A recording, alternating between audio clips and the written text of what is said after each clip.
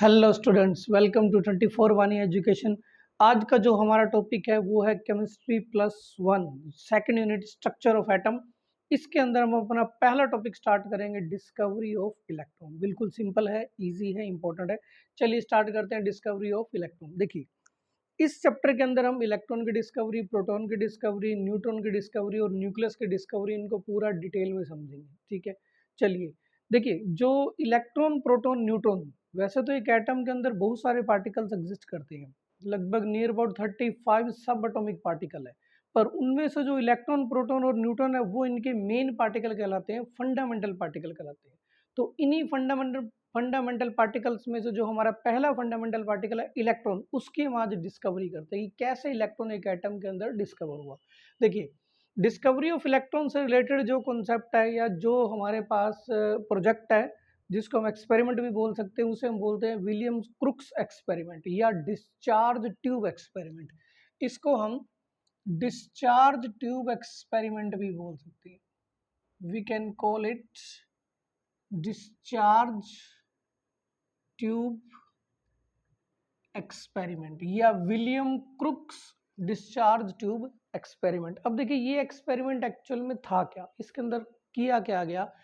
जो William crooks scientist है, William crooks, उन्होंने क्या चेक किया। विलियम क्रुक्स जो साइंटिस्ट थे, उन्होंने चेक किया कि जो गैसेज हैं वो इलेक्ट्रिसिटी की गुड कंडक्टर है या बैड कंडक्टर है। इसको वो चेक कर रहे थे और इसी से ही फिर आगे जे थॉमसन ने यहाँ इलेक्ट्रॉन की डिस्कवरी को डिस्कवर कर दिया था। कैसे हुआ वो पूरा डिटेल के अंदर इस टॉपिक के अंदर हम समझेंगे। विलियम क्रुक्स क्या कर रहे थे। विलियम क्रुक्स स्टडी कर रहे थे किस चीज की। Study the conduction of electric current through gases, की गैसेज में से इलेक्ट्रिक करंट कैसे पास होगा, नहीं होगा, कब होगा, किस कंडीशन में होगा। William crooks study the conduction of gases, conduction of electricity, की इलेक्ट्रिसिटी कैसे कंडक्ट करेगी। Conduction of electricity from gases, topic starting में ये लिया गया था। ठीक है, कि गैसेस में से इलेक्ट्रिसिटी पास होगी या नहीं होगी, कब होगी, कैसे होगी, हाई प्रेशर पर, टेम्परेचर पर, कितनी वोल्टेज लगाने पर होगी, वो चेक किया जा रहा था। इसके लिए उन्होंने क्या किया, फॉर दिस ही यूज्ड, उसने किसका यूज किया इस चीज को चेक करने के लिए। इलेक्ट्रिसिटी की कंडक्शन किसके अंदर से, गैस में से चेक करने के लिए ही यूज डिस्चार्ज ट्यूब। उसने किसका यूज किया, डिस्चार्ज ट्यूब का यूज किया। ठीक है, अब डिस्चार्ज ट्यूब क्या है ये समझते हैं। डिस्चार्ज ट्यूब यहां हम उसको कंस्ट्रक्ट कर रहे हैं। डिस्चार्ज ट्यूब क्या है, एक 60 सेंटीमीटर लॉन्ग ग्लास ट्यूब है। ये एक लगभग 60 सेंटीमीटर लॉन्ग ग्लास की सील्ड ट्यूब है। ठीक है, थोड़ा सा इसके अंदर मेंशन भी कर देते हैं, व्हाट इज डिस्चार्ज ट्यूब, ये है क्या चीज। It is a 60 centimetre long glass tube. ठीक है, इसके अंदर 2 इलेक्ट्रोड लगे होंगे। हमने ये एक मेटल की रोड ली, ठीक है, किसी भी मेटल की रोड ले सकते हैं। ये भी हमने एक मेटल की रोड ली है, ये 2 मेटल की रोड होगी। इन दोनों मेटल की रोड को हमने एक बैटरी से कनेक्ट कर दिया। ठीक है, ये हमने एक बैटरी से कनेक्ट कर दिया। फिजिक्स और केमिस्ट्री के अंदर बैटरी को हम इस टाइप से मेंटेन कर सकते हैं। ठीक है, ये बैटरी है हमारे पास। अब इसका जो लॉन्गर लाइन है वो पॉजिटिव टर्मिनल को रिप्रेजेंट करती है और शॉर्ट लाइन इसकी नेगेटिव टर्मिनल को रिप्रेजेंट करती है। अब इसके अंदर होगा क्या, देखिए, जिस मेटल की रोड को हमने बैटरी के पॉजिटिव टर्मिनल से जोड़ा है उस पर खुद पर भी कौन सा चार्ज होगा, पॉजिटिव, और उस पॉजिटिव चार्ज वाली मेटल रोड को हम क्या कहेंगे, एनोड।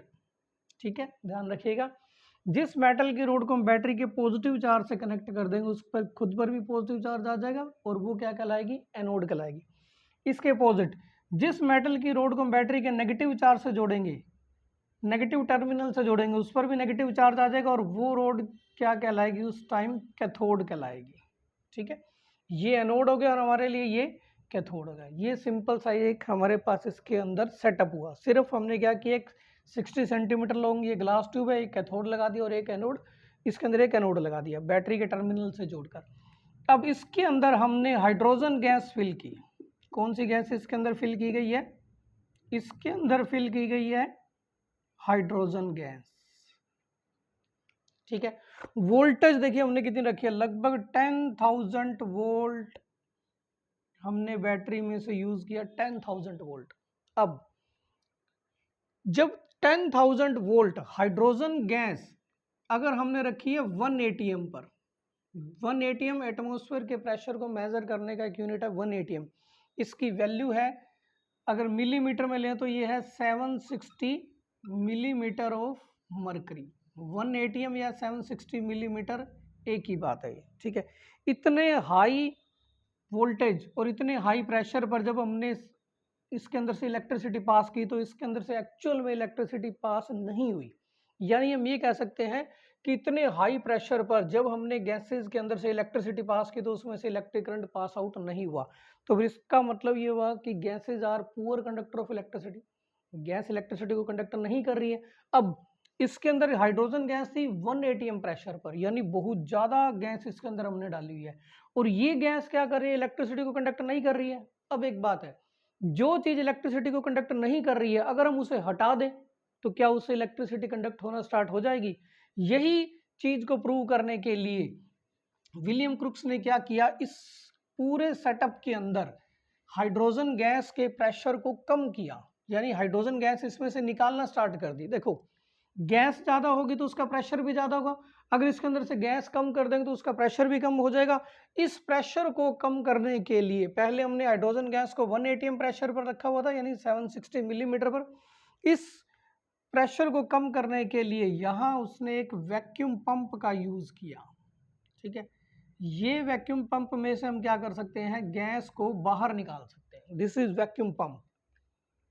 ये किसका काम कर रहा है, वैक्यूम पंप का। This is vacuum pump. अब ये वैक्यूम पंप क्या करेगा, यहां से गैस को बाहर निकालेगा। इसके अंदर से जितनी भी गैस की एक्स्ट्रा गैस है जो हम बाहर निकालना चाहेंगे वो इसमें से बाहर निकाल सकते हैं। ठीक है, इस वैक्यूम पंप में से गैस को बाहर निकालेंगे। गैस को बाहर निकालेंगे तो अंदर प्रेशर भी कम होगा, यानी गैस कम हो जाएगी ना। गैस इलेक्ट्रिसिटी की बैड कंडक्टर है, अगर हम गैस को कम कर दें तो क्या उससे इलेक्ट्रिसिटी कंडक्ट होना स्टार्ट हो जाएगी। देखिए, जैसे ही हमने इस डिस्चार्ज ट्यूब के अंदर हाइड्रोजन गैस का प्रेशर 0.01 मिलीमीटर किया, देखो नॉर्मल एटमॉस्फेयर का प्रेशर है 1 एटीएम, 1 एटीएम प्रेशर की वैल्यू को हम लेते हैं 760 मिलीमीटर। एटमॉस्फेयर का प्रेशर 1 एटीएम है और उसको हम किसके इक्वल लेते हैं, 760 मिलीमीटर ऑफ मरकरी, मरकरी के इक्वल लेते हैं। यानी ये तो बहुत ज्यादा प्रेशर है 760। जब इसके अंदर फुल गैस डाली हुई थी या 1 एटीएम प्रेशर था तब इसके अंदर से कोई इलेक्ट्रिसिटी कंडक्ट नहीं हुई, पर वैक्यूम पंप ने क्या किया, यहां से गैस को बाहर निकालना स्टार्ट कर दिया। यहां से गैस बाहर निकलनी स्टार्ट होगी तो अंदर एयर यानी गैस यानी हाइड्रोजन कम हो जाएगी। अगर हाइड्रोजन कम हो जाएगी तो उसका प्रेशर भी कम हो जाएगा। प्रेशर हमने कितना रखा, 0.01 मिलीमीटर, और जैसे 10,000 वोल्ट और 0.10 मिलीमीटर प्रेशर हमने अप्लाई किया तो हमने क्या देखा कि इसमें कैथोड से कुछ रेज निकलना स्टार्ट होगी। कैथोड से कुछ रेज निकलना स्टार्ट होगी जो कहाँ मूव कर रही थी, एनोड की तरफ मूव कर रही थी। ये जो कैथोड से रेज निकली हैं, इन्हीं रेज को हम क्या बोल लेते हैं, कैथोड रेज। पहले थोड़ी इसकी सी हम रिप्रेजेंटेशन दे दें, जो भी हमने यहाँ भी डिस्कस किया है। इसमें हमने डिस्कस किया when 10,000 volt is applied, जब 10,000 वोल्ट हमने अप्लाइड किया एट 0.01 मिलीमीटर प्रेशर, जब हमने 0.01 मिलीमीटर प्रेशर पर 10,000 वोल्ट की इलेक्ट्रिसिटी अप्लाई की, देन तब क्या हुआ,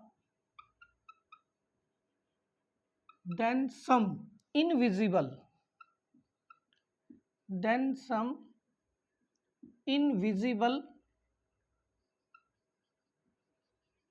rays get emit from, then some invisible rays get emit from cathode which move towards anode, जो किसकी तरफ मूव कर रही थी, एनोड की तरफ मूव कर रही थी, which moves towards anode. These rays are called, इन रेज को ही हमने क्या नाम दे दिया, these rays are called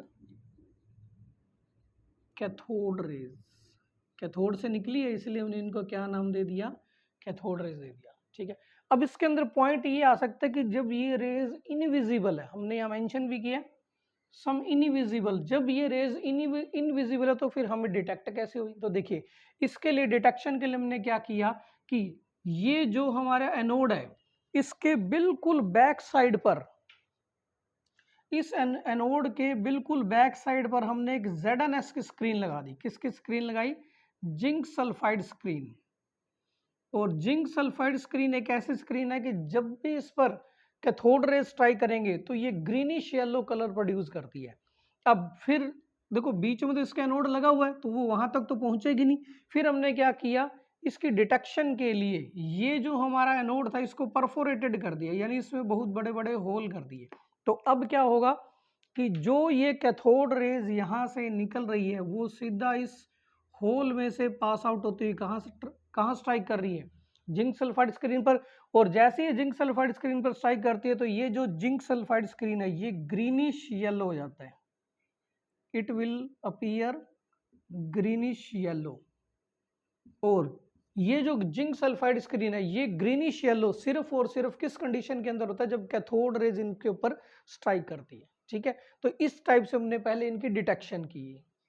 detection कैसे हो इनविजिबल रेज की, ये जो कैथोड रेज जैसे ही परफोरेटेड मींस इसके अंदर हमने होल किए हुए, इस परफोरेटेड एनोड में से निकलकर जिंक सल्फाइड स्क्रीन पर स्ट्राइक करेगी तो वो zinc sulphide screen greenish yellow colour से ग्लो करना स्टार्ट कर देगी। और जिंक सल्फाइड स्क्रीन सिर्फ और सिर्फ कैथोड रेज के स्ट्राइक करने पर ही ग्रीनिश येलो कलर से ग्लो करती है। तो ये इसकी कंफर्मेशन थी कि हमें इस टाइप से पता लगा कि यहाँ से कुछ इनविजिबल रेज निकली है। अब ये तो थी इसकी सिर्फ और सिर्फ जो हमने डिटेक्शन करनी थी। ठीक है, डिटेक्ट कर लिया, वापस अपने मेन पॉइंट पर चलते हैं। ठीक है, डिटेक्ट होने के बाद ये था हमारा एनोड। ठीक है, अब हमने इसको परफोरेटेड नहीं रखना, ये एनोड है हमारा, इसके ऊपर कौन सा चार्ज है, पॉजिटिव चार्ज है, cathode carry negative charge, anode carry positive charge.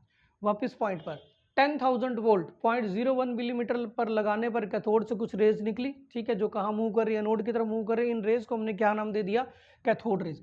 अब ये जो कैथोड रेज हैं हम इनकी कुछ प्रॉपर्टीज चेक करते हैं। ठीक है, उन प्रॉपर्टीज से अब हमें ये बात क्लियर होगी कि जो कैथोड रेज निकल रही है उनमें क्या है। उससे पहले हम इस वैक्यूम पंप का रोल देख लेते हैं। What is the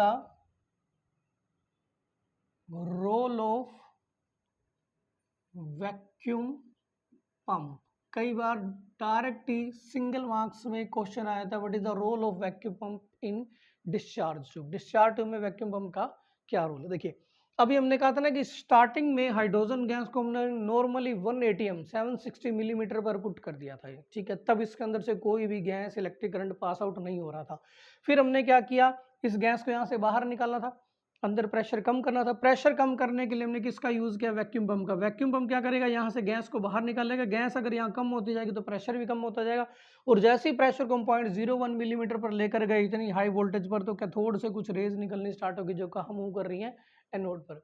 it means यहाँ वैक्यूम पंप का रोल ये है कि ये डिस्चार्ज ट्यूब के अंदर प्रेशर को रिड्यूस करेगी, कम कर देगी। कैसे, गैस को बाहर निकाल कर। यहाँ लिखेंगे role of vacuum pump is to reduce pressure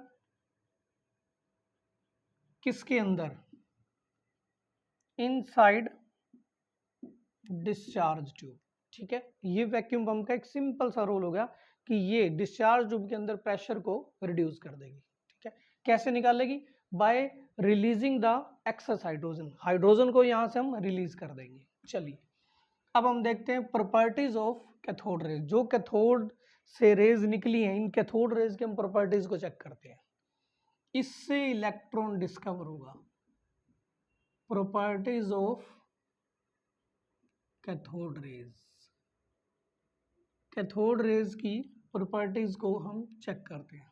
सबसे पहली प्रॉपर्टी, ठीक है, cathode raise travel in straight line. ये पहले हमने इनकी फर्स्ट प्रॉपर्टी को मेंशन किया। Cathode rays travel in straight line, वो स्ट्रेट लाइन के अंदर ट्रेवल करती है। अब फिर सिचुएशन यहाँ डाउटफुल होगी, जब हमें ये रेज विजिबल ही नहीं है तो फिर हमें ये कैसे पता लगा कि वो एक स्ट्रेट लाइन में ट्रेवल कर रही है? इस बात का प्रूफ क्या था? तो इस बात का हम प्रूफ करते हैं।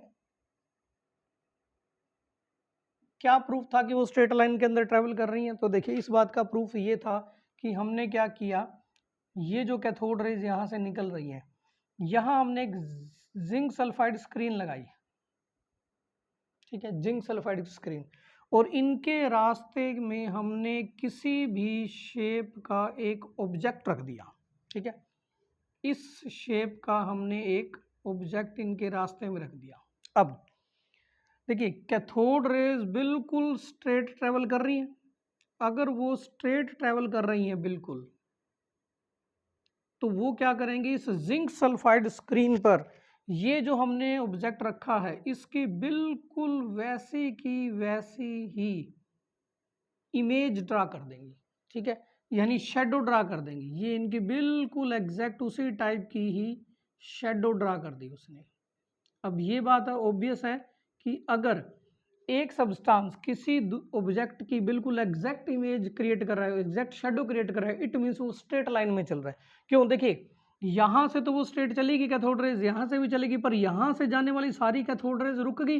उन्हीं कैथोड रेज के कारण ये जो हमारे पास ऑब्जेक्ट है उसकी यहाँ शेडो क्रिएट होगी, ठीक है। अच्छा, अगर मान लो ये इस टाइप से स्ट्रेट लाइन में ना चलती तो फिर वो यहाँ भी आ जाती ना। अगर यहाँ आ जाती तो फिर इसकी इमेज को क्या करती, वो एग्जैक्ट ना बना पाती, पर वो इस टाइप से ऐसे रेंडमली नहीं चलती, और उन्होंने उनकी एक बिल्कुल एग्जैक्ट शेडो प्रोड्यूस की है। एग्जैक्ट शेडो प्रोड्यूस करने का मतलब ये जो कैथोड रेज हैं वो स्ट्रेट लाइन के अंदर चल रही है, ठीक है, सिंपल सी बात है। अगर कोई भी सब्सटेंस किसी दूसरे सब्सटेंस की बिल्कुल एग्जैक्ट शेडो बना रहा है, इसका मतलब वो स्ट्रेट लाइन में चल रहा है, ठीक है, क्लियर हुई बात है। इस बात का प्रूफ ये था, they produce exact shadow of an object, exact shadow of an object जो कहाँ प्लेस्ड होगा, प्लेस्ड इन देयर पाथ, ठीक है। ये बात इस चीज को प्रूव करती है कि जो कैथोड रेज हैं वो बिल्कुल स्ट्रेट लाइन में ट्रेवल करती हैं, ठीक है। ये आप नोट कर लीजिएगा, और ये डायग्राम भी आपने इसी टाइप से स्ट्रेट लाइन को शो करने के लिए बनाना है। अब अगला पॉइंट हम इसका डिस्कस करते हैं, जो भी होगा। ये हमारी डिस्चार्ज ट्यूब यहाँ से खराब हो गई थी, इसको ठीक कर देते हैं, ठीक है। थोड़ा सा कैथोड भी हमारा खराब हो चुका है, तो इसको भी हम थोड़ा सही कर देते हैं। चलिए, नाउ सेकंड प्रॉपर्टी इनकी डिस्कस करते हैं। प्रूफ को मिटा देते हैं, हमें डायरेक्ट प्रॉपर्टी चाहिए थी। सेकंड प्रॉपर्टी देखो, थोड़ी इंपॉर्टेंट प्रॉपर्टी है, जरा ध्यान से देखिएगा, मैंने इसको इंपॉर्टेंट मार्क किया है सेकंड प्रॉपर्टी को। Cathode rays are made up of material particle, ये इनकी सेकंड प्रॉपर्टीज है। Cathode rays are made up of material particle, यानी वो किसी न किसी मटेरियल से बनी है। अब इस बात का क्या प्रूफ है?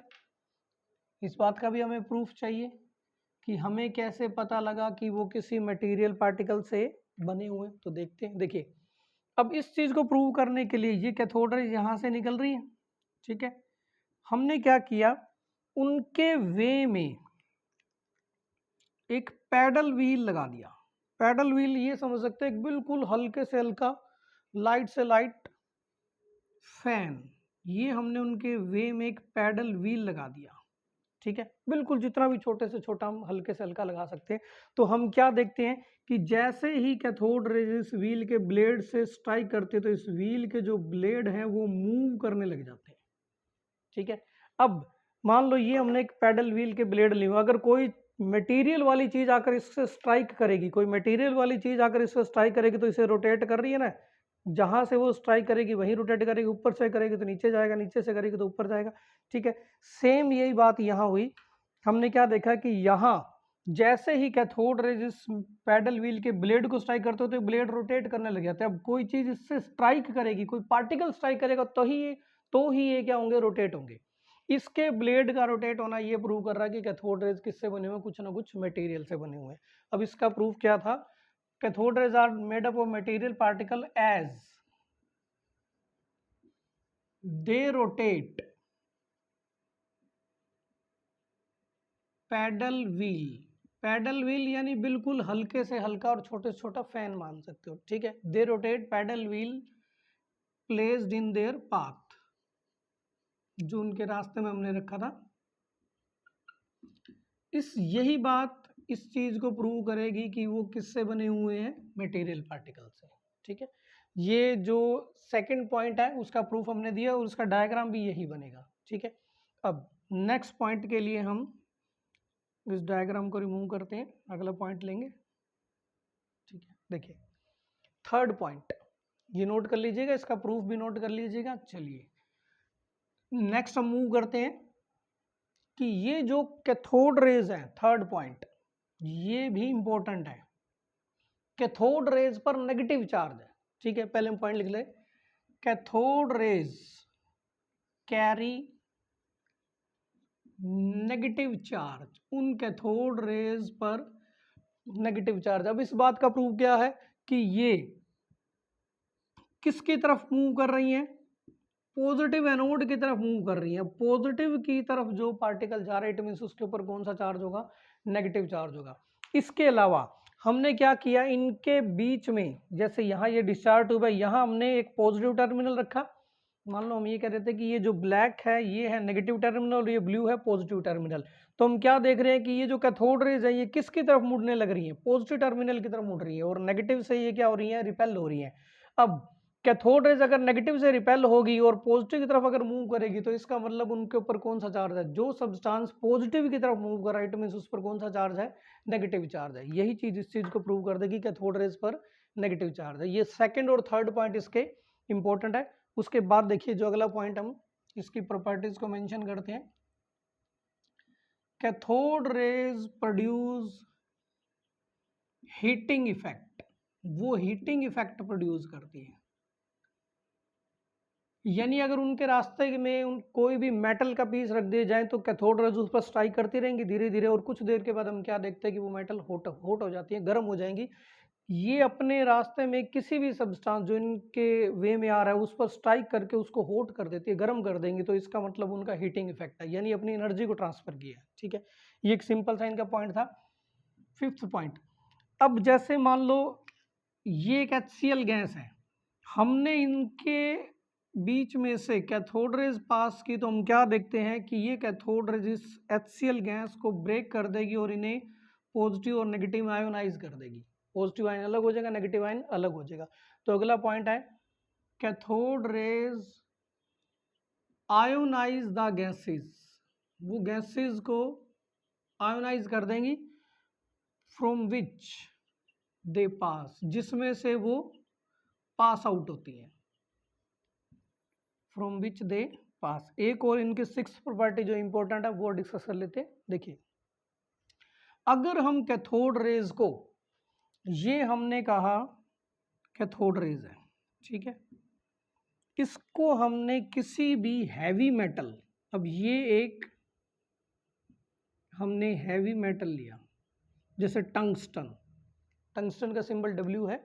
ठीक है, जब हम क्या देखते हैं कि टंगस्टन जो एक हैवी मेटल है या मोलिबिडियम, कैथोड रेज जब किसी हैवी मेटल से स्ट्राइक करती है तो उस मेटल के अंदर से कुछ स्पेसिफिक रेज निकलने लग जाते हैं। वो कैथोड रेज नहीं है, कैथोड रेज तो इससे स्ट्राइक की है और इस मेटल में से कुछ अलग स्पेसिफिक रेज निकलती है। इन रेज को हम क्या बोलते हैं, एक्स रेज। और ये वही एक्सरेज है जो एक्सरे करने के काम आता है, जो ब्रेक्ड बोन्स के लिए, ठीक है। यानी कैथोड रेज को जब किसी हैवी मेटल पर स्ट्राइक करवाएंगे तो वो कौन सी रेज निकाल देती है? एक्सरेज निकाल देती है। They produce x rays when strike to a heavy metal। जितनी भी एक्सरे की मशीन्स वगैरह हैं उनके अंदर यही मैकेनिज्म काम करता है, ठीक है। कैथोड रेज को एक प्रॉपर वे के अंदर किसी हैवी मेटल पर स्ट्राइक करते हैं, फिर उस हैवी मेटल में से एक्सरेज निकल जाएंगे और वही एक्सरेज किसी ब्रेक्ड बोन्स का एक्सरे करने के काम आती है। अब ये हमने इनकी कुछ प्रॉपर्टीज डिस्कस की, ठीक है। अभी तक जो हमारा मेन टॉपिक है डिस्कवरी ऑफ इलेक्ट्रॉन वो नहीं आया है। अब हम उसको यहाँ फाइंड आउट करते हैं कि इसमें से इलेक्ट्रॉन कैसे डिस्कवर हो गया। ये तो सारा कुछ अभी तक तो हमने क्या किया, कैथोड रेज के बारे में डिस्कवर किया। अब यहाँ से हमारा पार्ट स्टार्ट होता है इलेक्ट्रॉन की डिस्कवरी का। इसकी टू मेन प्रॉपर्टीज कौन कौन सी है वो देखते हैं अपन।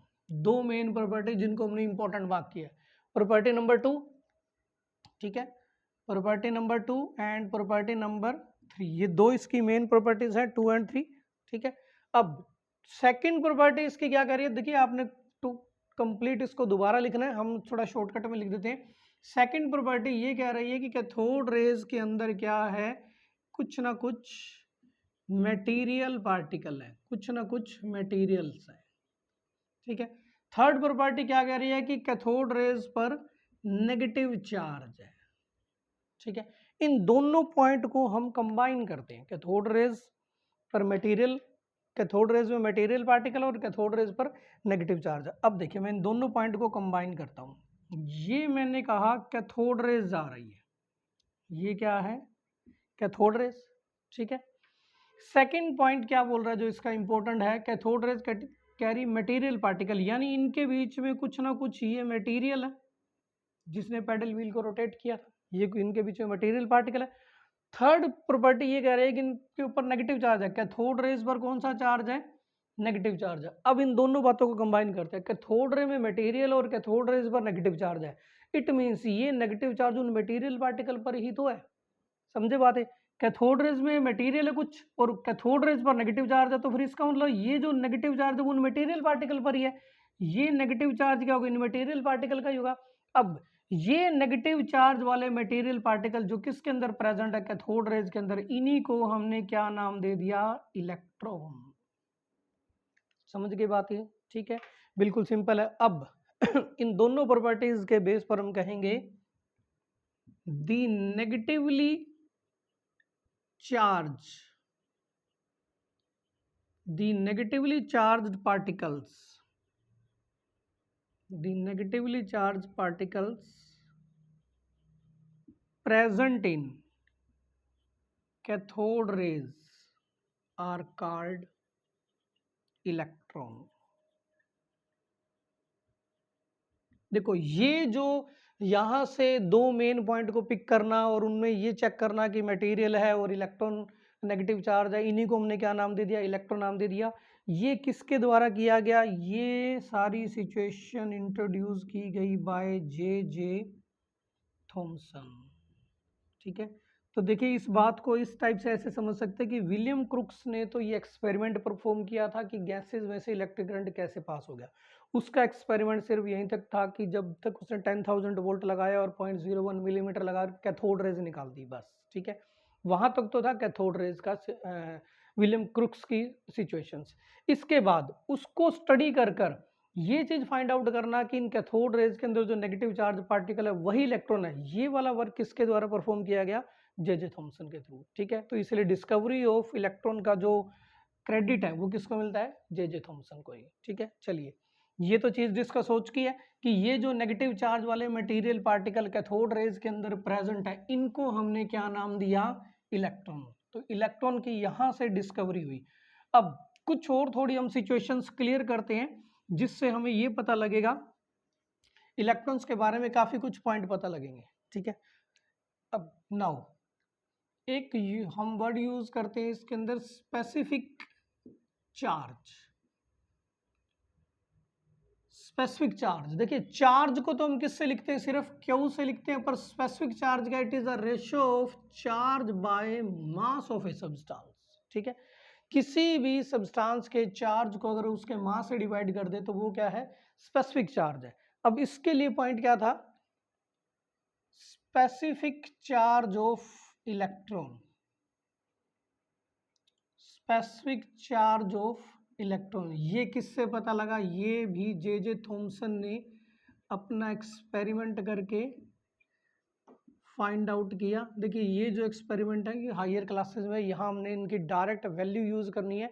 Specific charge of electron by J Thomson experiment is 1.76 into 10⁸ coulomb पर ग्राम। ठीक है, ये जे थॉमसन ने स्पेसिफिक चार्ज इसका फाइंड आउट किया। फिर इसी टाइप से बाय मास ऑफ इलेक्ट्रॉन, या सिर्फ चार्ज, ये था स्पेसिफिक चार्ज ऑफ इलेक्ट्रॉन। वो कैसे पता लगा, by Millikan oil drop method, Millikan oil drop method, या एक्सपेरिमेंट कह सकते हैं।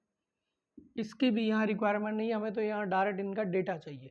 मिलिकन ऑयल ड्रॉप एक्सपेरिमेंट से जो इलेक्ट्रॉन का charge of electron is found to be 1.6 into 10⁻⁻19 coulomb. अब ये बात तो हमें मालूम है कि इस पर कौन सा चार्ज होता है, नेगेटिव चार्ज। ठीक है, ये दो चीजें पता लगी जे थॉमसन एक्सपेरिमेंट से। इसका हमें पता लगा चार्ज बाय मास। ठीक है, charge of electron by mass, specific charge बोल सकते हैं।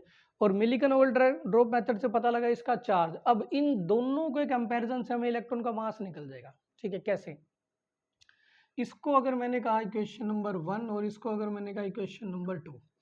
इक्वेशन नंबर 1 में क्या, Q by M is equal to this, और इक्वेशन नंबर 2 में क्या, Q is equal to this. अगर मैं डिवाइड 1/2, 1 को 2 से डिवाइड कर दो, देखिए 1 इक्वेशन क्या है, चार्ज बाय मास। ठीक है, 1 इक्वेशन को 2 से नहीं करना, मैं 2 को 1 से करना पड़ेगा। डिवाइड 2/1, 2/1, क्योंकि m की वैल्यू को हमें ऊपर रखना है। 2/1, 2 इक्वेशन क्या थी, चार्ज ऑफ इलेक्ट्रॉन। ठीक है, लेफ्ट कर रहे हैं, divided by Q by M. इसको इससे डिवाइड कर दिया, क्यू के डिवाइड में क्या ले, क्यू बाय एम। अब क्यू के डिवाइडेड में क्यू बाय एम है, ये जो एम है ये फिर कहाँ कैरी हो जाएगा, ऊपर कैरी हो जाएगा, ये हो जाएगा। ठीक है, अच्छा इधर हमने क्या किया, क्यू को इससे डिवाइड किया, तो ये वैल्यू 1.6 इंटू 10⁻⁻19 कूलम, ये किससे डिवाइड हो जाएगी, इस वैल्यू से 1.76 इंटू 10⁸ कूलम पर ग्राम। पर ग्राम का जो ग्राम है वो ऊपर आ जाएगा। ठीक है, यहाँ देखिए क्यू से क्यू कैंसिल हो जाएगा, यहाँ सिर्फ क्या बचा, मास बचा।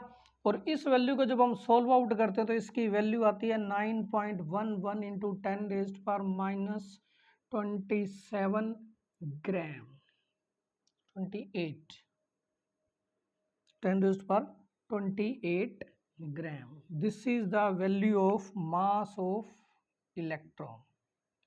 ठीक है, हमें इलेक्ट्रॉन का चार्ज मिल चुका है, ये इलेक्ट्रॉन के चार्ज की वैल्यू है और ये इलेक्ट्रॉन के मास की वैल्यू है। डायरेक्ट भी ध्यान रख सकते हैं, पर निकाली कैसे हमने, जे थॉमसन मेथड से और मिलिकन ऑयल ड्रॉप मेथड से। ठीक है, दोबारा एक बार वैल्यूज को हम चेक करते हैं। ठीक है, फाइनली जो चीज़ हमने कैरी आउट की उनको दोबारा लिखते हैं और फिर इलेक्ट्रॉन की डेफिनेशन इससे हम क्रिएट कर देंगे। वो कैसे होगी, देखा, charge of electron is 1.6 into 10⁻⁻19 coulomb negative charge. ठीक है, ये इलेक्ट्रॉन का चार्ज है, और ये जो चार्ज की वैल्यू है 1.6 into 10⁻⁻19 coulomb, this is the smallest unit of charge. ये चार्ज का सबसे स्मॉल यूनिट है। ठीक है, और इसकी वैल्यू को, इस पूरी वैल्यू को हम 1 यूनिट चार्ज भी बोल सकते हैं। ठीक है, तो यानी हम ये भी कह सकते हैं कि इलेक्ट्रॉन के चार्ज की वैल्यू क्या है, 1 यूनिट चार्ज है, कौन सा, negative. Electron carry 1 unit negative charge, exact value ये है 1.6 × 10⁻19 कूलम नेगेटिव चार्ज। पर इसी चार्ज की वैल्यू को हम 1 यूनिट बोल सकते हैं, तो फिर इसको क्या कहेंगे, it is 1 unit negative charge. ठीक है, इलेक्ट्रॉन का चार्ज हमें पता लग गया, 1 यूनिट नेगेटिव चार्ज है। Mass of electron, mass of electron की अगर मैं एग्जैक्ट वैल्यू बताऊं तो वो है 9.11 × 10⁻28 ग्राम। ठीक है, ये ग्राम में नहीं है, ये किलोग्राम है, ये किलोग्राम में है, नहीं इट इज ग्राम। ठीक है, क्लियर है, ग्राम में, क्योंकि किलोग्राम में वो 31 होती है। क्या क्या है उसका, 9.11 × 10⁻31 किलोग्राम, ये ग्राम में ही है। पर हमने यहाँ इसकी वैल्यू को हाइड्रोजन से कंपेयर कर रहा है। देखो, अगर हमने एक हाइड्रोजन का एटम रखा, ये हमारे पास एक हाइड्रोजन का एटम है, और अगर हमने दूसरी साइड पर एक इलेक्ट्रॉन रखा तो डेफिनेटली हाइड्रोजन का वेट ज़्यादा होगा या बराबर नहीं होंगे। फिर हमने 2 हाइड्रोजन, 3 हाइड्रोजन, 4 हाइड्रोजन, जैसे ही हमने 1837 इलेक्ट्रॉन लगाए तो इन दोनों का वेट लगभग बराबर हो गया। यानी कि 1837 इलेक्ट्रॉन का जो मास है that is equal to 1 mass of 1 hydrogen atom. वो एक हाइड्रोजन एटम के मास के बराबर है। इतने इलेक्ट्रॉन का मास एक हाइड्रोजन के बराबर है, तो फिर एक इलेक्ट्रॉन का मास कितना होगा, वो हो जाएगा 1/1837 ऑफ हाइड्रोजन एटम। ये बात पता लगी है, 1837 इलेक्ट्रॉन का मास हाइड्रोजन एटम के बराबर है। एक का कितना हो जाएगा, 1/1837 ऑफ हाइड्रोजन एटम। अब इन दोनों बातों को अगर हम कंबाइन कर दें तो ये इलेक्ट्रॉन की एग्जैक्ट डेफिनेशन बन जाएगी। करते हैं कंबाइन। ठीक है, इलेक्ट्रॉन का charge 1 unit negative charge, mass 1/1837 of hydrogen atom. ठीक है, तो अगर आ जाए डिफाइन इलेक्ट्रॉन, अब इलेक्ट्रॉन की डेफिनेशन। डिफाइन इलेक्ट्रॉन, देखिए इलेक्ट्रॉन एक एटम का फंडामेंटल पार्टिकल है, मेन पार्टिकल है। हमने बताया था कि लगभग 35 के नियर अबाउट सब एटॉमिक पार्टिकल है, उनमें से इलेक्ट्रॉन, प्रोटॉन, न्यूट्रॉन मेन है जिन्हें फंडामेंटल पार्टिकल बोलते हैं। तो यहीं से स्टार्ट करेंगे। Electron is those fundamental, electron is those fundamental particle of an atom. एक एटम का वो फंडामेंटल पार्टिकल जिस पर चार्ज कितना है, विच कैरी, चार्ज हमने कितना बताया था, 1 यूनिट नेगेटिव चार्ज, जिसके ऊपर 1 यूनिट नेगेटिव चार्ज है, और मास किसके बराबर है, 1/1837 of hydrogen atom,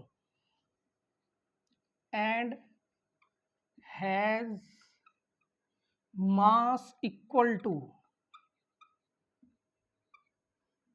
1/1837 of hydrogen atom. एक हाइड्रोजन एटम का 1/1837 पार्ट, यानी 1837 इलेक्ट्रॉन का अगर मास एड अप करें तो वो किसके बराबर है, एक हाइड्रोजन के बराबर है। ठीक है, this is the exact definition of electron, 1 unit negative charge, mass किसके बराबर, 1/1837 ऑफ हाइड्रोजन एटम। ठीक है, ये थी हमारे पास इलेक्ट्रॉन की डिस्कवरी। ठीक है, this is the discovery of electron. चार ध्यान रखना है, इसका मास ध्यान रखना है, दोनों को कंबाइन कर देंगे तो वही क्या बन जाएगी, इसकी डेफिनेशन बन जाएगी। चलिए अब इसमें थोड़ा सा और एक पॉइंट डिस्कस करते हैं। अगर मैं ये कहूं कि what are cathode rays, cathode rays actual में क्या चीज है। अभी हमने बात की कि कैथोड रे में मटेरियल पार्टिकल है और कैथोड रेज पर नेगेटिव चार्ज है, तो ये जो नेगेटिव चार्ज वाले पार्टिकल्स कैथोड रेज में प्रेजेंट है, इन्हीं को हम इलेक्ट्रॉन बोलते हैं। यानी अगर मैं ये कहूं कि ये कैथोड रेज जा रही है तो इसका मतलब फास्ट मूविंग इलेक्ट्रॉन जा रहे हैं। अगर इलेक्ट्रॉन कहीं फास्ट मूव करने लग जाए एक स्ट्रेट लाइन के अंदर बहुत सारे, तो वो कैथोड रेज है। What are cathode rays, cathode rays are just they are just fast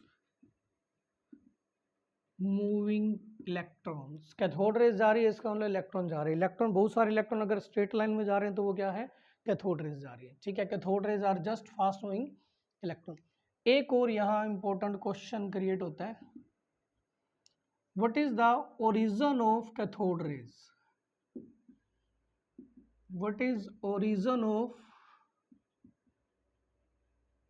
cathode rays? Cathode rays का ओरिजिन क्या है? अब हमें ऑब्वियस ही लग रहा है कि कैथोड रेज तो कैथोड में से निकल रही है। अब हम ये क्लियर कर रहे हैं कि कैथोड रेज कैथोड में से क्यों निकल रही है, इस पॉइंट को डिस्कस करेंगे। ठीक है, कि कैथोड रेज कैथोड में से क्यों निकल रही है। ये हमने कैथोड को थोड़ा बड़ा करके दिखा दिया। कौन सा चार्ज है इस पर? नेगेटिव चार्ज है। अब एक बात देखिए, कोई भी हमने ये जो कैथोड बनाई थी एक मेटल एटम की बनाई, मेटल की बनाई थी, जिसको हमने बैटरी के नेगेटिव टर्मिनल से जोड़ दिया था, और ये जो नेगेटिव टर्मिनल से जुड़ी मेटल पर भी नेगेटिव चार्ज होगा, और यही क्या है, कैथोड है। अब कोई भी मेटल हो, वो बनी किससे होगी? एटम से ही बनी होगी। ये हमने इसके अंदर बहुत सारे एटम बनाए। ठीक है, एक्चुअल में क्या होगा, उनके सेंटर पर तो न्यूक्लियस है। ठीक है, उसमें प्रोटॉन और न्यूट्रॉन प्रेजेंट है।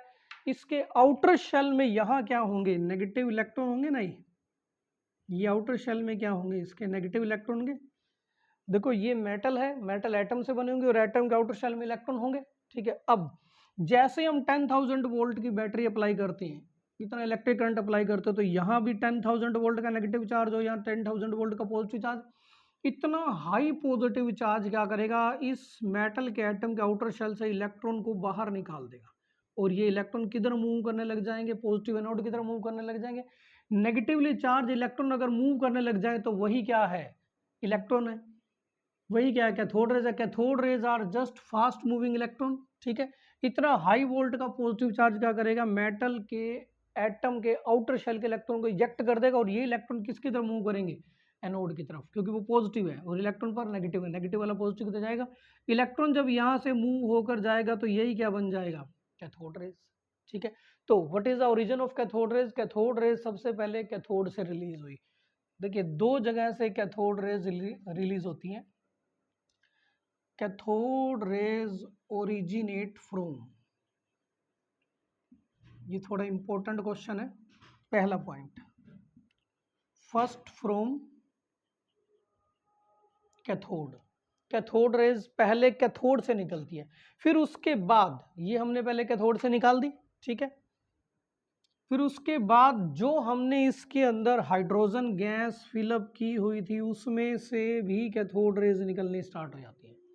दूसरी, inside the gas from inside the gas inside the discharge tube, जो डिस्चार्ज ट्यूब के अंदर हमने गैस डाली, चाहे वो हाइड्रोजन है, हीलियम, कोई भी गैस, फिर उसमें से भी निकलने स्टार्ट हो जाएंगे। अब ये कैसे हुआ? देखिए अब इसको समझते हैं कि गैस, चलो कैथोड वाली बात तो हमें समझ में आ रही है, ये गैस वाली बात में कैसे होगी। अब वो देखिए, हमने कौन सी गैस डाली थी? हाइड्रोजन। ये हमने एक हाइड्रोजन का एटम बनाया। ठीक है, ये इसका न्यूक्लियस है, पॉजिटिव चार्ज है, तो इसके भी तो आउटर शेल के अंदर इलेक्ट्रॉन एक इलेक्ट्रॉन होगा। ठीक है, हाइड्रोजन में एक प्रोटॉन पॉजिटिव और एक इलेक्ट्रॉन नेगेटिव है। अब इतना हाई वोल्ट का पॉजिटिव चार्ज जब इस मेटल के एटम के आउटर शेल के इलेक्ट्रॉन को बाहर निकाल सकता है, तो फिर इस हाइड्रोजन के आउटर शेल के इलेक्ट्रॉन को भी बाहर निकाल देगा। तो ये हाइड्रोजन के इलेक्ट्रॉन भी जो आउटर शेल में प्रेजेंट है, ये भी बाहर निकल कर पॉजिटिव एनोड की तरफ मूव करने लग जाएगा। अगर ये बाहर निकलकर पॉजिटिव एनोड की तरफ मूव करने लग जाएगा, तो ये भी क्या बन जाएगा? Cathode rays.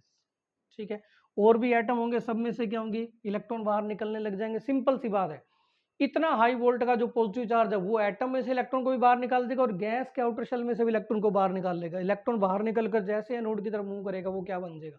Cathode raise. Second कहां से निकलेगा?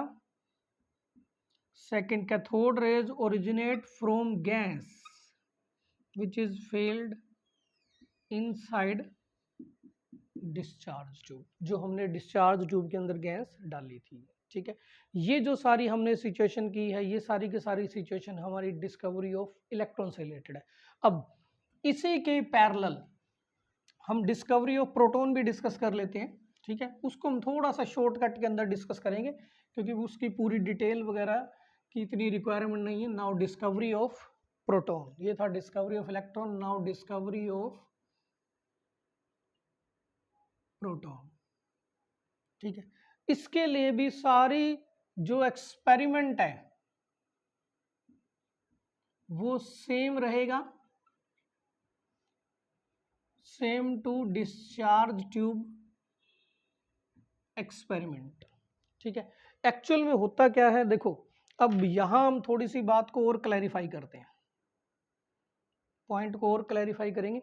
जब इतने हाई वोल्ट का हम पॉजिटिव चार्ज लगाएंगे, ये थी हमारे पास कैथोड और ये है एनोड, तो होगा क्या, इसमें से कैथोड में से भी रेज निकलती है और एनोड की साइड से भी रेज निकलती है। अब देखो रेज दोनों निकलती है क्योंकि एक atom as a whole electrically neutral है, जितना उसमें पॉजिटिव चार्ज है उतना नेगेटिव चार्ज है। ठीक है, तो नेगेटिव चार्ज वाले इसके अंदर से इलेक्ट्रॉन निकल गए, तो फिर जो पॉजिटिव चार्ज बचेगा न्यूक्लियस वाला वो किधर मूव करने लग जाएगा, ये जो पॉजिटिव चार्ज वाली रेज है वो किधर मूव करने लग जाएंगी, कैथोड की तरफ मूव करने लग जाएंगी।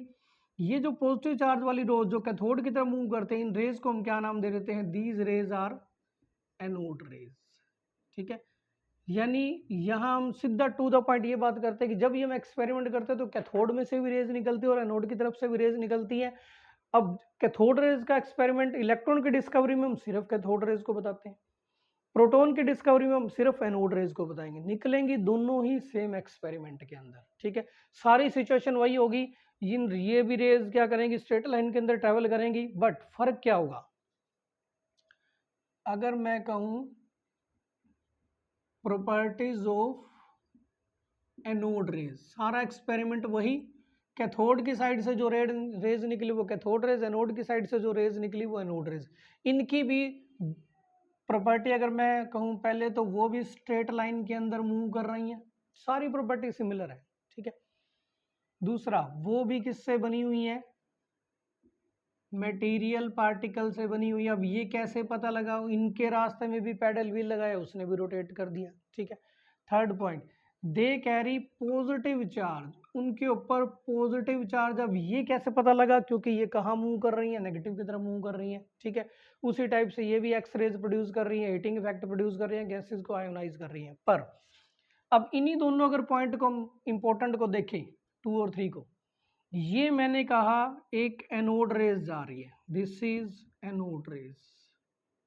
ठीक है, सेकंड पॉइंट क्या कह रहा है, anode rays are made up of material particle.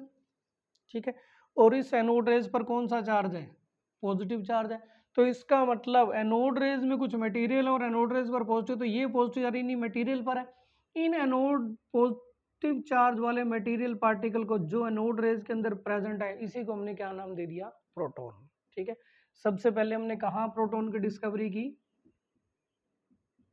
The positive particles present in cathode rays are called proton, इनको हमने क्या नाम दे दिया, प्रोटॉन। ठीक है, फिर वही इनका चार्ज और मास वो डायरेक्ट हम लिखते हैं, सारी सिचुएशन वही है। चार्ज ऑफ प्रोटॉन,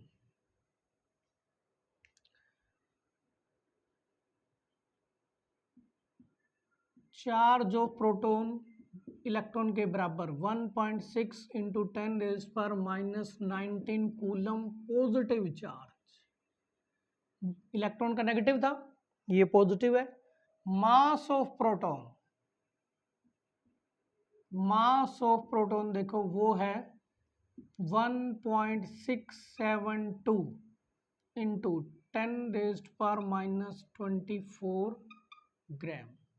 ठीक है, 1.672 इंटू 10 रेज्ड पर -24 ग्राम। अब ये जो मास है, this is similar to 1 hydrogen atom. ये एक हाइड्रोजन एटम का भी जो मास की वैल्यू है वो लगभग इतनी ही है। ठीक है, 1.672 इंटू 10 रेज़ टू -24 ग्राम, इतना ही मास किसका है, एक हाइड्रोजन एटम का है। अब इस चार्ज को हमने क्या कहा था, 1 यूनिट बोला था, तो इसके चार्ज की वैल्यू क्या आ गई, 1 यूनिट पॉजिटिव चार्ज, और मास किसके बराबर, हाइड्रोजन एटम के बराबर। इन दोनों बातों को अगर हम कंबाइन कर देंगे तो ये किसकी डेफिनेशन बन जाएगी, प्रोटॉन की।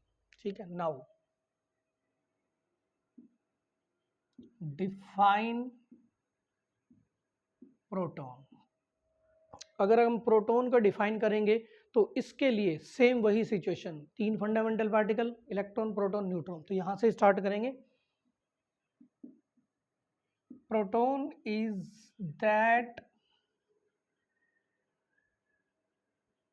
Fundamental particle, proton is that fundamental particle of an atom जिस पर कितना चार्ज है, 1 unit positive charge of an atom which carry 1 unit positive charge, जिस पर 1 यूनिट पॉजिटिव चार्ज है और मास किसके बराबर है, मास ऑफ प्रोटॉन इतना था और यही मास किसका है, हाइड्रोजन एटम का, and have mass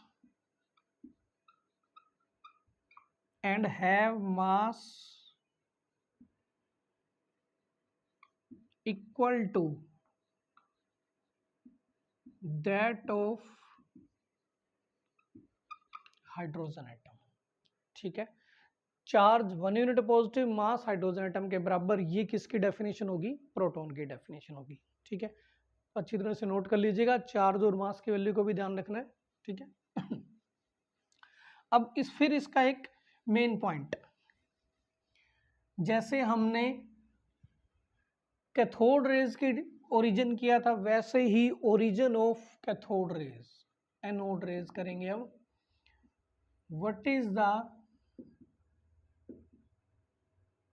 origin of anode raise.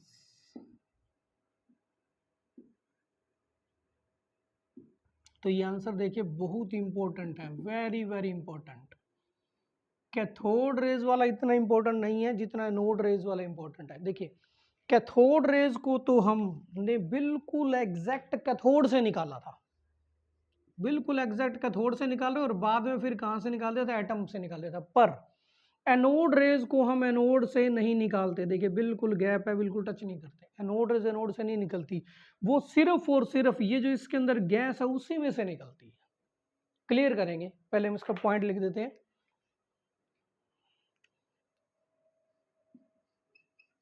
Anode rays produce from, कहां से प्रोड्यूस होंगी, एनोड से नहीं होंगी। Anode rays produce from gas inside the discharge tube. वो जो गैस है डिस्चार्ज ट्यूब के अंदर उससे, नोट फ्रॉम एनोड, ये भी ऐड कर देते हैं, नोट फ्रॉम एनोड, वो एनोड से नहीं निकलती, वो गैस में से निकलेगी। ठीक है, अब कैसे, इस बात का हमें प्रूफ देना है। देखो अब इस बात का प्रूफ देंगे कि वो गैस में से कैसे निकल रही है। सबसे पहले हम थोड़ा सा अपने इस एनोड को रीसेट कर दें। ये हमारा एनोड था पॉजिटिव, और यहाँ हमने देखो एक हाइड्रोजन एटम लिया। हमें मालूम है कि हाइड्रोजन के न्यूक्लियस में एक पॉजिटिव प्रोटॉन है, हाइड्रोजन में न्यूट्रॉन नहीं होता। ठीक है, इसके अंदर एक पॉजिटिव प्रोटॉन है और एक नेगेटिव क्या है, इलेक्ट्रॉन है। ठीक है, एक और हाइड्रोजन का एटम बनाए, ये एक हमने हाइड्रोजन का न्यूक्लियस बनाया, उसके अंदर एक पॉजिटिव प्रोटॉन है और उसके आउटर शेल के अंदर क्या है, एक नेगेटिव इलेक्ट्रॉन है। अब जैसे ही फिर हमने सेटअप किया, हमने बार बार एक ही बात को रिपीट करते कि जब हमें सेटअप करते तो एनोड में से और कैथोड की साइड में से भी, एनोड की साइड से और कैथोड से रेज निकलती है। एनोड कैथोड साइड से जो निकलेंगे वो कैथोड रेज, एनोड साइड से जो निकलेंगे वो एनोड रेज। अब देखो इतना हाई वोल्ट जैसे ही हमने इसके अंदर अप्लाई किया तो होगा क्या, पॉजिटिव चार्ज 10,000 वोल्ट का पॉजिटिव, 10,000 वोल्ट का नेगेटिव, तो इससे क्या होगा, ये जो नेगेटिव इलेक्ट्रॉन है ये किसकी तरफ मूव करने लग जाएंगे, पॉजिटिव एनोड की तरफ मूव करने लग जाएंगे। इलेक्ट्रॉन पर नेगेटिव है वो किसकी तरफ मूव करने लग जाएंगे, पॉजिटिव एनोड की तरफ। इलेक्ट्रॉन अगर मूव करने लग जाएंगे तो वो क्या बन जाएंगे, कैथोड रेज। ठीक है, जैसे ही इस हाइड्रोजन के एटम में से इलेक्ट्रॉन निकला तो न्यूक्लियस बच गया ना उसका, न्यूक्लियस में सिर्फ प्रोटॉन है।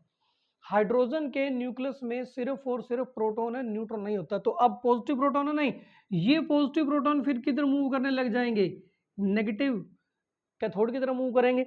अगर प्रोटॉन मूव करने लग जाएं तो फिर ये क्या बन जाएंगे, एनोड रेज। तो ये गैस में से निकले हैं नहीं।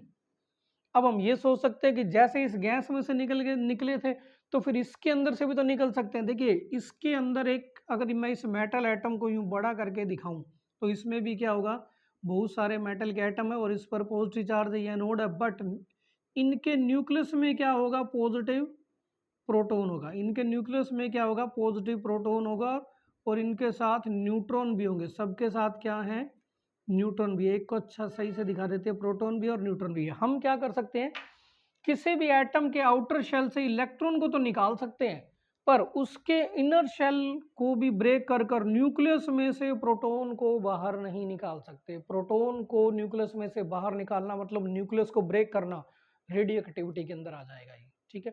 फिशन ऑफ न्यूक्लियस में हो जाएगा, जो कि एक नॉर्मल टेम्परेचर पर पॉसिबल नहीं है। ये जो फिशन और फ्यूजन प्रोसेस है ये न्यूक्लियर केमिस्ट्री के अंदर आएगी या रेडियो एक्टिविटी या रेडियो एक्टिव केमिस्ट्री के अंदर आती है। तो ये इतना इजीली नॉर्मल कंडीशन पर पॉसिबल नहीं है। सिंपल सी बात, आप एक एटम में से आउटर शेल में से इलेक्ट्रॉन को तो निकाल सकते हो पर उसके न्यूक्लियस को तोड़कर उसमें से प्रोटॉन बाहर नहीं निकाल सकते। अब हम इसके न्यूक्लियस को तोड़कर, ये मैंने ब्लू कलर का न्यूक्लियस बताया और ये इसकी शेल में इलेक्ट्रॉन, अब इसके न्यूक्लियस को तोड़कर इसमें से प्रोटॉन बाहर नहीं निकाल सकते, क्योंकि जब तक पॉजिटिव प्रोटॉन इधर मूव नहीं करेगा, पॉजिटिव प्रोटॉन ही तो कहते हैं एनोड रेज है। इस मेटल की पूरी एटम के न्यूक्लियस को ब्रेक कर कर उसमें से प्रोटॉन को बाहर नहीं निकाल सकते। वो रेडियो एक्टिविटी है, न्यूक्लियर केमिस्ट्री है। नॉर्मल कंडीशन पर वो चीज़ पॉसिबल नहीं है। तो सिर्फ प्रोटॉन कहाँ से निकल सकते हैं, प्रोटॉन को सिर्फ और सिर्फ हम जो गैस है वो भी हाइड्रोजन गैस, उसमें से ही एग्जैक्ट प्रोटॉन निकलते हैं। बाकियों में तो प्रोटॉन और न्यूट्रॉन इकट्ठे ही निकलते हैं क्योंकि उनमें होते हैं। सिर्फ हाइड्रोजन गैस के न्यूक्लियस में प्रोटॉन है तो वो इलेक्ट्रॉन बाहर निकले, प्रोटॉन बचे, जो हाइड्रोजन का न्यूक्लियस है वो किधर मूव करेगा, कैथोड की तरफ। इसी से क्या बनेगी, एनोड रेज। यहाँ से न्यूक्लियस में से प्रोटॉन नहीं निकलेंगे, ठीक है। इसलिए हम ये कह सकते हैं कि anode rays produce only from gas inside the discharge tube and not from anode, ठीक है। तो ये थी हमारे पास discovery of electron and proton. बिल्कुल ध्यान से इनके नोट्स बनाने हैं। इसमें आपने क्राइटेरिया क्या फॉलो करना है, जो डिस्कवरी ऑफ इलेक्ट्रॉन है वो तो हमने जैसे पूरा डिस्कस की है, वो तो आपने एज इट इज नोट्स बना लेने हैं। पर जैसे ही आप डिस्कवरी ऑफ प्रोटॉन करेंगे, कैन जो एनोड रेज है इनको हम कैनल रेज भी बोल देते हैं, ये भी थोड़ा ध्यान रखिएगा। They are also called anode rays या कैनल रेज। जैसे ही हम एनोड रेज या कैनल रेज को डिस्कस करेंगे, सारी सिचुएशन तो वही होगी, सिर्फ एक दो जगह पर इनके अंदर चेंजेस आएगा। कौन कौन से, कि जैसे कैथोड रेज में नेगेटिव चार्ज वाले मटेरियल पार्टिकल थे, एनोड रेज में पॉजिटिव चार्ज वाले मटेरियल पार्टिकल है। कैथोड रेज कैथोड से ओरिजिनेट होती है और inside the gas discharge tube उससे भी रिलीज होती है। पर जो एनोड रेज है वो सिर्फ और सिर्फ जो गैस है डिस्चार्ज ट्यूब में उसमें से ही रिलीज होगी, ठीक है। दोनों की डेफिनेशन चार्ज और मास के अकॉर्डिंग बन जाएगी। डिस्कवरी ऑफ प्रोटॉन वाले के नोट्स आप थोड़े से सेल्फ प्रिपेयर कर लीजिएगा, ठीक है। तो हमारा ये जो दो टॉपिक हैं, discovery of electron and discovery of proton, ये डिस्कस हुए। नेक्स्ट के अंदर हम न्यूक्लियस और जो प्रोटॉन है उसकी डिस्कवरी को चेक करेंगे। तब तक के लिए गुड लक।